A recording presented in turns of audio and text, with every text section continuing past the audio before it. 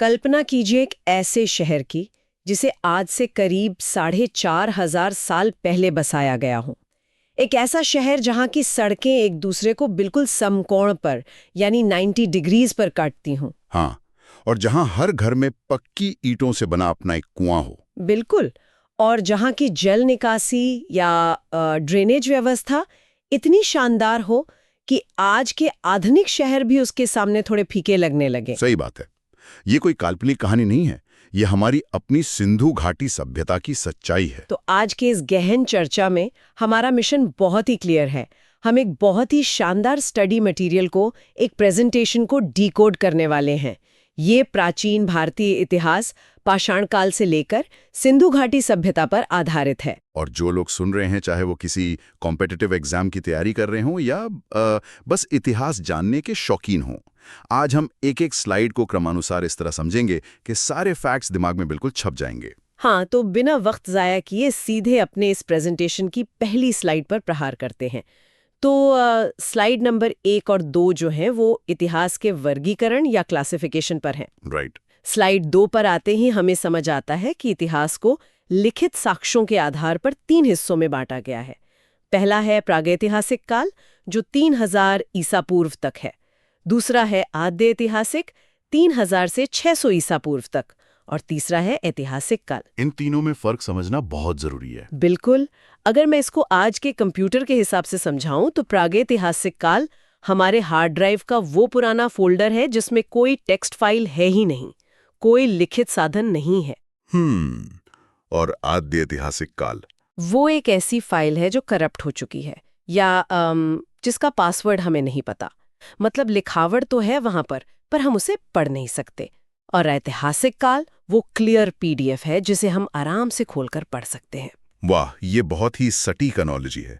मतलब इतिहासकार इस बिना टेक्स्ट वाले फोल्डर यानी प्रागैतिहासिक काल की कहानी सिर्फ पत्थरों और बर्तनों के आधार पर बनाते हैं। हाँ, लेकिन सबसे रहस्यमयी आद्य ऐतिहासिक काल ही है जहां सिंधु सभ्यता आती है, क्योंकि उनके शब्द हमारे सामने हैं पर हम उनकी भाषा का पासवर्ड आज तक क्रैक नहीं कर पाए।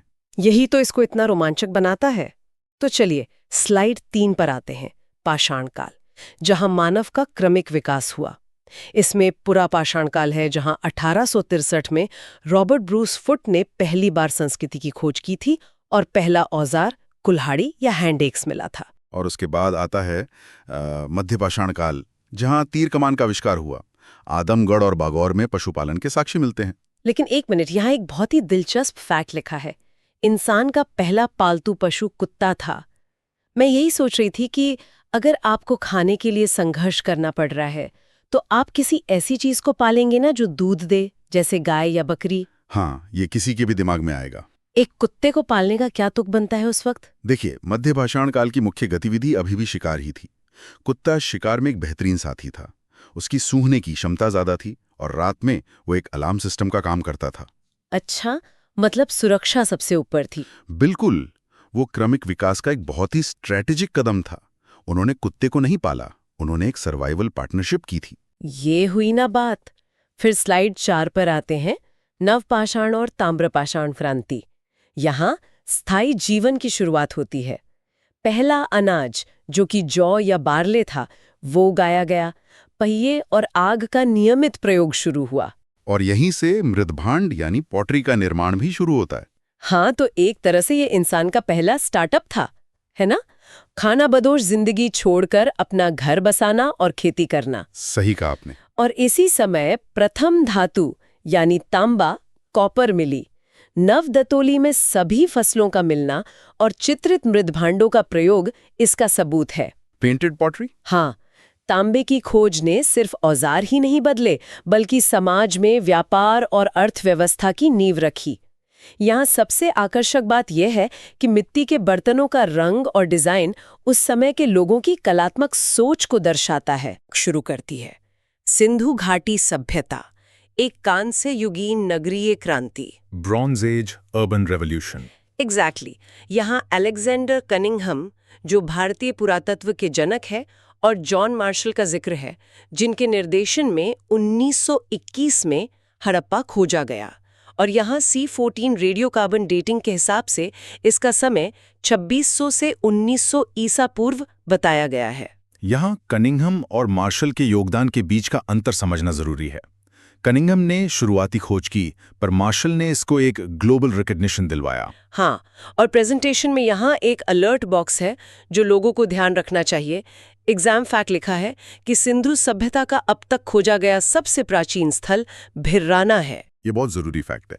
और बाकी आपने अभी रेडियो कार्बन डेटिंग की बात की। अगर इसको सरल भाषा में समझें तो ये एक नेचुरल घड़ी की तरह है। हर जीवित चीज़ कार्बन 14 सोखती है, राइट। और मरने के बाद वो कार्बन एक तय गति से कम होने लगता है। साइंटिस्ट बस यही मापते हैं कि हड्डी या लकड़ी में कितना कार्बन बचा है और उम्र निकल आती है। साइंस और हिस्ट्री का परफेक्ट कॉम्बो। अब चलते हैं स्लाइड 6 पर। उन्नत नागरीय नियोजन यानी एडवांस्ड अर्बन प्लानिंग। ग्रिड प्रणाली थी, सड़कें 90 डिग्री पर काटती थी, उन्नत जल निकासी थी। और पक्की ईंटों का प्रयोग, जिसका अनुपात 4:2:1 था। साथ ही गारे और जिप्सम का प्रयोग भी होता था। पर एक पॉइंट यहाँ मुझे हैरान करता है, घरों के दरवाजे सड़क की ओर न खुलकर पीछे की ओर खुलते थे। हाँ, ये एक बहुत यूनिक फीचर है। सोचिए, आज के आधुनिक शहरों में हर दुकान, हर घर मेन रोड की तरफ खुलना चाहता है ताकि अटेंशन मिले। उस समय दरवाजे पीछे क्यों खुलते थे? What does this all mean? इसका सीधा सा कारण था पोल्यूशन। मुख्य सड़कों पर धूल और शोर होता था और व्यापारिक गतिविधियां होती थीं। पीछे दरवाजा खोलने से धूल अंदर नहीं आती थी। ये उनकी प्राइवेसी और हेल्थ के प्रति अवेयरनेस का शानदार उदाहरण है। वाह, लोग उस जमाने में भी हेल्थ कॉन्शियस थे। चलिए स्लाइड 7 पर बढ़ते हैं, जो सभ्यता के भौगोलिक विस्तार को दिखाती है।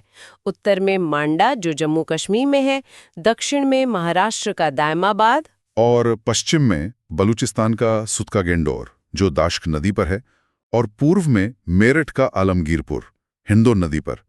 एक साइड नोट में रोपड़ का भी जिक्र है, जो सतलुज नदी पर था। अगर इसको आज के नक्शे पर विजुअलाइज करें तो ये एक विशाल डायमंड या पतंग के आकार का दिखता है, और हर स्थल किसी न किसी नदी के किनारे था। नदियों का महत्व समझना यहाँ की पॉइंट है। नदियाँ उस वक्त के सुपर हाईवेज थे। भारी अनाज या सामान को बैलगाड़ी से ले जाना मुश्किल था, तो नदियों से नाव के जरिए परिवहन सबसे सस्ता और आसान था। इसलिए सभी बड़े शहर नदियों के पास बसे थे। नदियों उनकी लाइफलाइन थीं। अब स्लाइड 8 पर आते हैं, जहां प्रमुख स्थल और साक्ष्यों की बात है। हरप्पा, जो रावी नदी पर है, वहां श्रमिक निवास, कब्रिस्तान, R37 और 16 भट्टियां मिली हैं। और वहीं मोहनजोदारो, जो सिंधु नदी पर है, वहां से स्नानागार मिला है। हाँ, स्नानागार यानी ग्रेट बाथ, और उसके अलावा अन्नागार, कांसे की नर्तकी, पशुपति की मोहर, और उसे मृतकों का टीला भी कहा जाता था। पर नोट्स में एक दिलचस्प लाइन है। क्या लिखा है? अक्सर लोग सोचते हैं कि स्नानागार सबसे बड़ी इमारत थी क्योंकि वो इतना फेमस है, लेकिन यहाँ साफ लिखा है कि अन्नागार सबसे बड़ा था। ऐसा क्यों था? क्योंकि अन्नागार उस वक्त का रिजर्व बैंक था। फूड सिक्योरिटी सबसे बड़ी चीज थी। वो अनाज जमा करते थे ताकि सूखे या बाढ़ के वक्त में लोगों का पेट भर सके। दौलत अनाज के रूप में ही सुरक्षित रखी जाती थी। समझ गए, वो उनका एक्चुअल बैंक वॉल्ट था। अब स्लाइड 9 पर चलते हैं। कुछ और प्रमुख स्थल हैं। कालीबंगा, जो राजस्थान में घग्गर नदी पर है, यहाँ जूते हुए खेत, मिट्टी का हल और 7 भूकंप के साक्ष्य मिले हैं। फिर गुजरात का लोथल है, भोगवा नदी पर। ये उनका पोर्ट सिटी यानी बंदरगाह था, जहां सोने के मनके और धान की खेती मिलती है। और धोलावीरा भी, जहां 3 भागों में शहर बनता था। धोलावीरा तो वाटर मैनेजमेंट का इंजीनियरिंग मार्वल था ना। वहां बंध या डैम निर्माण के साक्ष्य मिले हैं। अगर लोथल उस समय का मुंबई या कमर्शियल हब था, तो धोलावीरा उनका टेक सिटी था। बिल्कुल। और कालीबंगा में जो 7 भूकंप के साक्ष्य है ना, वो हिस्ट्री में बहुत बड़ी पिक्चर प्रेजेंट करते हैं। वो कैसे? ये सभ्यता के पतन की ओर इशारा करता है। लगातार भूकंप आने से नदियों ने रास्ते बदले होंगे, सूखा पड़ा होगा, और धीरे धीरे ये विशाल सभ्यता खत्म हो गई होगी। ओह वाओ, नेचर ने ही बनाया और नेचर ने ही मिटा दिया। स्लाइड 2 से देखते हैं अब। यहाँ राखीगढ़ी की बात है, जो भारत का सबसे बड़ा स्थल है घग्गर नदी पर। और एक जगह है चन्हूदारो। यहाँ केवल एकमात्र ऐसा स्थल है जहाँ वक्राकार ईंटें यानी कर्व्ड ब्रिक्स मिली हैं। हाँ, और स्लाइड में कुछ क्विक फैक्ट्स भी हैं, जैसे कुनाल में चांदी के 2 मुकुट मिले, मिताथल में तांबे की कुल्हाड़ी, भगवानपुरा में सफ़ेद, काली और आसमानी चूड़ियाँ और बालाकोट में सीप उद्योग। लेकिन मेरा ध्यान उन वक्राकार ईंटों पर अटक गया है। चन्हूदारों में ऐसी कर्व्ड ब्रिक्स का मिलना आखिर क्या साबित करता है? मतलब ऐसी ईंटें क्यों बनाएंगे वो? ये उनकी शिल्पकारी की विविधता दर्शाता है। असल में गोल कुआं बनाने के लिए चौकोर ईंटें फिट नहीं बैठती, उनमें गैप रह जाता है। कर्व्ड ईंटें आपस में परफेक्ट सिलेंडर बनाती हैं, तो ये उनकी स्पेशलाइजेशन थी कुओं के निर्माण में। हर प्रॉब्लम का सल्यूशन था उनके पास। अब स्लाइड 11 पर आते हैं, जहां कृषि, अर्थव्यवस्था और परिवहन का जिक्र है। यहाँ 9 प्रकार के अनाज थे। लोथल और रंगपुर में चावल मिला और सबसे पहले कपास या कॉटन उन्हीं लोगों ने उगाया। और पशुओं में कोभड़ वाला सांड यानी हम्प्ड बुल सबसे प्रिय था। माप तौल के लिए उन्होंने 16 के अनुपात का प्रयोग किया। बेटी, इस 16 का अनुपात सुनकर मुझे कुछ याद आ रहा है। आजकल जो हम 1 रुपये बराबर 16 आने की बात पुराने समय के लोगों से सुनते थे, उसकी जड़ें शायद यहीं सिंधु घाटी के 16 के अनुपात में ही छिपी हैं, है ना? 100% सही कहा आपने। ये परंपराएं हजारों साल ट्रैवल करती हैं, और जो कपास उन्होंने उगाया उसने तो दुनिया भर की अर्थव्यवस्था पर असर डाला। कपास की वजह से ही मेसोपोटामिया और दूसरी सभ्यताओं के साथ उनका व्यापार इतना आगे बढ़ा। स्लाइड 12 में उनकी लिपि और मोहरों की डिटेल है। सिंधु लिपि में 65 मूल चिन्ह और 250 से 400 चित्राक्षर या पिक्टोग्राफ्स थे। लिखने का तरीका बूस्ट्रोफिडन पद्धति कहलाता था, जिसमें पहली पंक्ति दाएं से बाएं और फिर दूसरी पंक्ति बिना रुके बाएं से दाएं लिखी जाती थी। मुझे ये बूस्ट्रोफिडियन तरीका ना बिल्कुल ही उस पुराने मोबाइल गेम स्नेक की तरह लगता है। Snake game? हाँ, जो स्क्रीन पर दाएं से बाएं जाता है और फिर वहीं से नीचे मुड़कर सीधा बाएं से दाएं चलने लगता है। ये तो सच में बहुत मजेदार एग्जाम्पल दिया आपने, पढ़ने वालों को आसानी से याद रहेगा। और स्लाइड में आगे मोहरों की बात है जी, जो ज्यादातर स्टेटाइट या सेल खड़ी से बनी होती थी और चौकोर आकार की होती थी। मोहनजोदारो से तो सबसे ज्यादा मोहरें मिली हैं, पर यहाँ लिखा है कि मेसोपोटामिया की 3 बेलनाकार मोहरें भी मिली हैं। ये सीधा सबूत है कि ग्लोबलाइजेशन कोई नया कॉन्सेप्ट नहीं है, उनके इंटरनेशनल ट्रेड रिलेशंस थे। ये बेलनाकार मोहरें एक तरह का पासपोर्ट या इंपोर्ट स्टैम्प थी उस वक्त की। समझ गई। अब आते हैं स्लाइड 13 पर, समाज, शिल्प और मान्यताएं। इनका समाज संभवतः मातृसत्तात्मक यानी मेट्रियाकल था। वर्ण व्यवस्था कर्म पर आधारित थी। सुरकोटता से अंधकार कब्रें मिली हैं और पक्की मिट्टी की मूर्तियां बनाने के लिए चुकोटी पद्धति या पिंचिंग मेथड का इस्तेमाल होता था। ये कर्म पर आधारित वर्ण व्यवस्था और मातृसत्तात्मक समाज वाली बात मुझे बहुत हिट कर रही है। ये उस वक्त की आधुनिक सोच के बारे में हमें क्या बताता है? देखिए, ये इशारा करता है एक समानता मूलक यानी इगैलिटेरियन समाज की तरफ, जहां आपके जन्म लेने वाले परिवार से ज्यादा आपकी योग्यता या आपके स्किल को महत्व दिया जाता था।